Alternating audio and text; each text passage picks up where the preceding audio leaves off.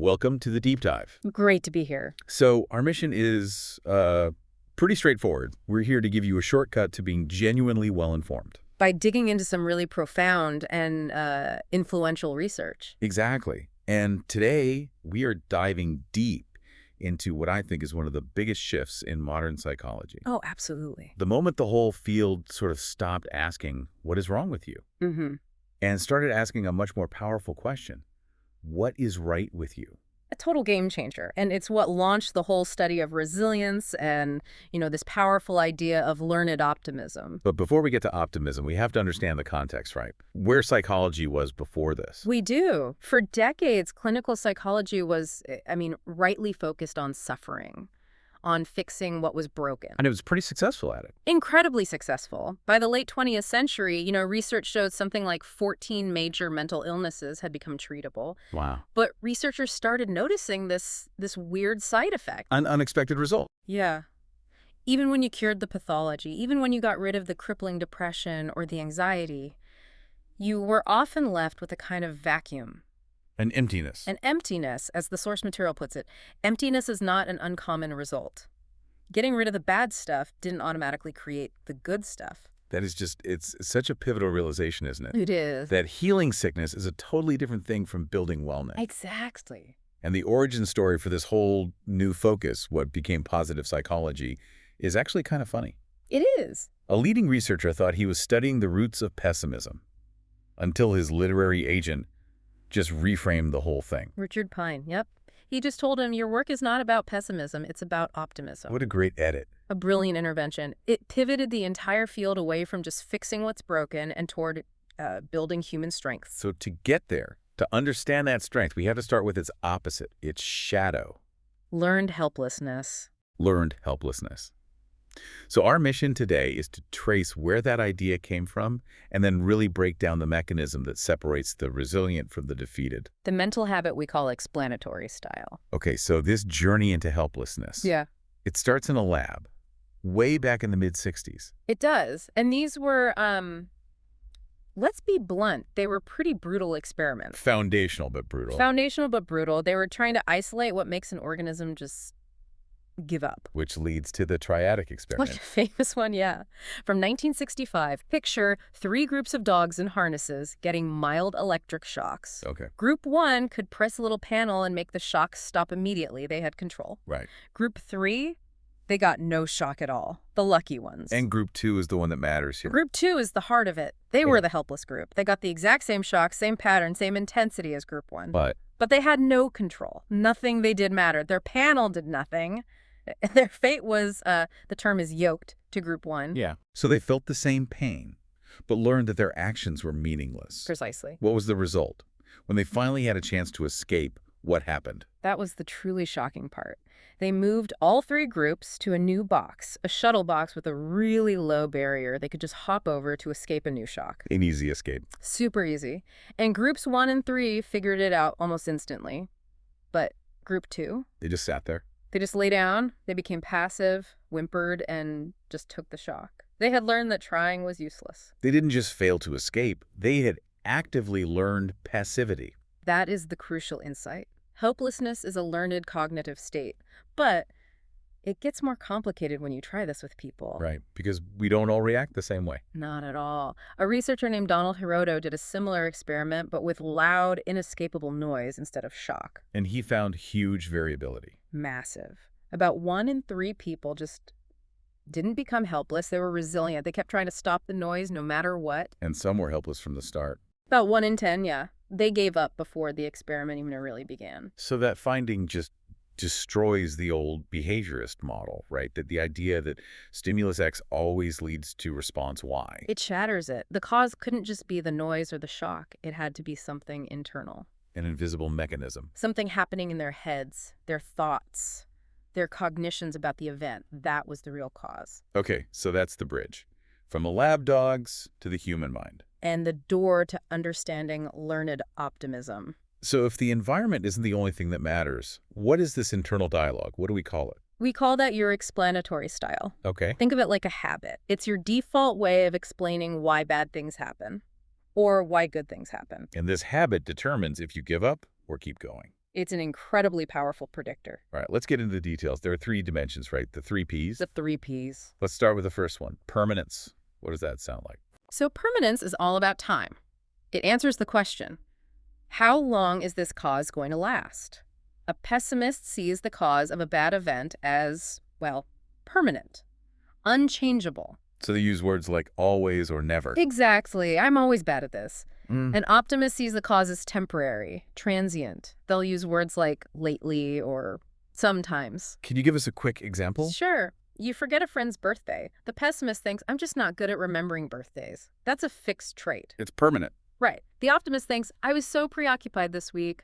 One leaves the door open for change, the other slams it shut. That makes so much sense. Okay, what's the second P? The second is pervasiveness. This is about space, not time. It asks, how much of my life does this failure affect? Is it contained or does it contaminate everything? You got it. The pessimist sees causes as universal. They generalize. The optimist sees them as specific. They compartmentalize. So, a pessimist gets fired and thinks, I'm a complete failure. I'm no good at anything. The failure is pervasive. It bleeds into their whole identity. whereas the optimist thinks. Okay, I'm not good at accounting. It's specific. But I'm great at sales. They quarantine the damage. I see. And the third P is about blame, personalization. Right. Personalization. Whose fault is it? Pessimists tend to internalize blame for bad events. It's all my fault. I'm stupid. While optimists tend to externalize. They do. They'll blame circumstances, bad luck, other people. Now, the research is clear. You don't want to do this all the time. Right, you have to take some responsibility. Of course. But for someone prone to depression who takes too much blame, learning to externalize can be a lifesaver. So the toxic cocktail for a bad event is to see its cause as permanent, pervasive, and personal. That's the formula for helplessness. And for good events, you just flip it. How so? The optimist sees good things as permanent, pervasive, and caused by them. I'm talented, not I got lucky today. They own their successes. And what's so amazing is that this isn't just about feeling good. This explanatory style has huge measurable effects in the real world. Massive effects. I'm thinking of that Metropolitan Life Insurance study. Oh, it's the classic example. Selling life insurance is what they call a high defeat job. Because you're just hearing no constantly. 9 times out of 10, yeah. So they measured the agent's optimism using a questionnaire, the ASQ. And the results were pretty stark, right? This is still clear. The optimistic agents sold way more, and they stuck with the job much longer. But here's the really cool part. Okay. They created a special force. They hired a group of people who actually failed the industry's standard talent test. So they were technically untalented. By that metric, yes. But they scored in the top 10% on optimism.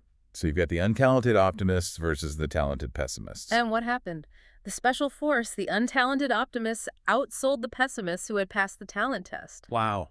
In that kind of high rejection environment, optimism was a better predictor of success than talent. And you see the same thing in sports. That Berkeley swimmers study is just, it's perfect. It is. They'd have the swimmers do a time trial.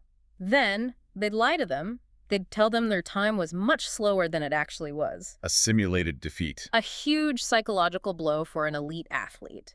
And their response split perfectly along optimistic versus pessimistic lines. The optimists. They either held their time on the next swim or, get this, some actually got faster. They rose to the challenge. Right. But the pessimists, their performance just fell apart. They got slower, sometimes by 2 full seconds. Which in swimming is the difference between first and last place. It's everything, and this goes beyond just achievement. It even affects our physical health. You're talking about the Harvard Grant study. Yeah, that study followed men for decades, and it found that pessimistic men at age 25 started suffering from the diseases of middle-age heart disease, you name it, much earlier and more severely than the optimistic men. So your explanatory style can literally make you sick. It appears to be a major determinant of your health after age 45. This all seems so clear-cut. Optimism is good. But then you run into this paradox. Ah, yes. The sadder but wiser finding. Tell us about that. Well, it's a bit uncomfortable. The research shows that non-depressed people optimists tend to significantly overestimate their skills and abilities. So They're a little bit delusional. You could say that. They have what the researchers call a massive defense against reality. Depressed people, on the other hand, The pessimists. they often judge reality with pinpoint accuracy. They are spot on about how much control they have, how skilled they are. They're more realistic. So the most successful and resilient people are the ones who are bending reality a little in their favor. It's a useful mental distortion that fuels persistence. It's Yeah. not about seeing the world as it is, but as it could be. Which is great news, because if pessimism is just a habit of thinking, even an accurate one, habits can be changed. They can absolutely be changed, and not by, just pasting a happy thought on top of a bad one. It's about learning to argue with yourself effectively. Through non-negative thinking. Precisely. Which brings us to the actual tool, the ABCDE model. Okay, let's break it down. ABC. Right. A is for adversity. Let's say you're on a diet and you eat a few nachos. That's the event. The slip up. B is for your belief about it, your immediate thought. I am so weak, I have no willpower, the whole diet is blown. That catastrophic, pervasive, permanent thought. Exactly. Which leads to C, the consequence. You give up and eat the whole You cake. eat the whole cake. And the crucial point is that eating the cake didn't follow the nachos. It followed the belief about the nachos. The belief is what caused the real damage, That's the leverage point. So to change the consequence, you have to attack the belief. which is where D comes in. Disputation. Disputation.